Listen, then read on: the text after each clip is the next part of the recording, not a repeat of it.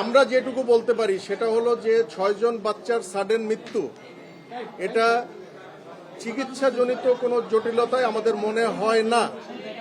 মানে পরপর 6 জন বাচ্চা একই সাথে মারা যাবে, এখানে কোনো একটা টেকনিক্যাল ফল্টের কারণে এই ঘটনাটা ঘটছে বলে আমরা মনে করি।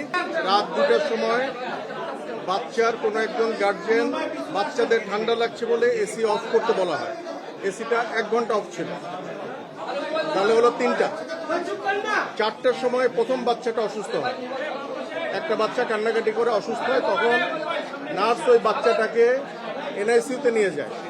নিয়ে যাওয়ার 15-20 মিনিট বা আধা ঘন্টা পর বাচ্চাটা আবার ইমপ্রুভ করার পর তাকে আবার এই ভিকটিম এরিয়াতে নিয়ে আসে।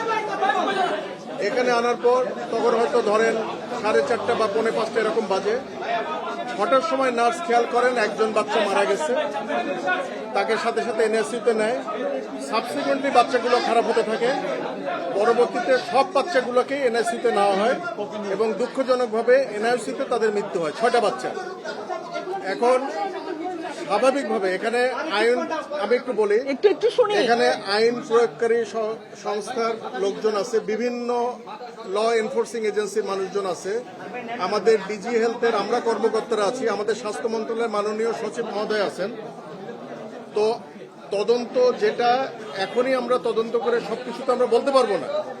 আমরা যেটুকু বলতে পারি সেটা হলো যে 6 জন বাচ্চার সাডেন মৃত্যু এটা চিকিৎসাজনিত কোনো জটিলতায় আমাদের মনে হয় না।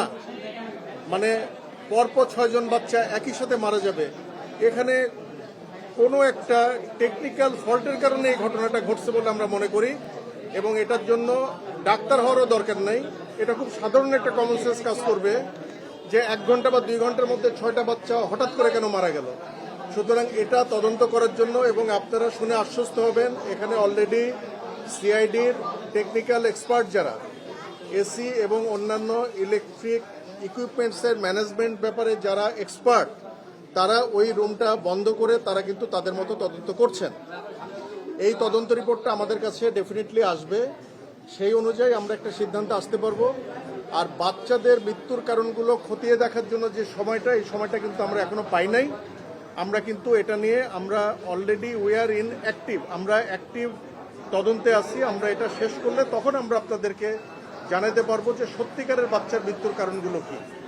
তবে ডেফিনেটিভ, যেমন এখন মিজেলসের একটা ক্রাইসিস চলতেছে বা ডায়রিয়ার একটা ক্রাইসিস বা অন্য কোনো যেগুলো প্যান্ডেমিক বা এন্ডেমিক ডিজিজ, সেই ডিজিজে 8 দিনের মতো একটা হসপিটালে 6টা বাচ্চা সারা দেশের মধ্যে হঠাৎ করে মারা যাবে, জিনিসটা এরকম না।